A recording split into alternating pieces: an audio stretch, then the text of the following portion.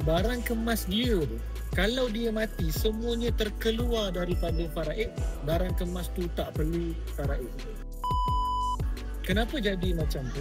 Sebab ni, masa dia hidup, barang kemas dia dah buat hibah siap-siap bagi kepada anak dia. Contoh, dia ada 3 orang anak. Jika ada 3 orang anak, dia kata nak hibahkan emas kepada anak bongsu sahaja. Let's say dia kata emas semua anak bongsu dapat. So yang lain tak boleh dapat, semua tu dah dihibahkan kepada anak bongsu. Bukan emas je, sebenarnya rumah pun kita boleh hibah, kenderaan pun kita boleh hibah. Jadi semua harta yang kita dah hibahkan, semua harta tu dah tak perlu difaraidkan sebab kita dah bagi masa hidup lagi. Masa kita hidup, kita dah bagi dekat orang.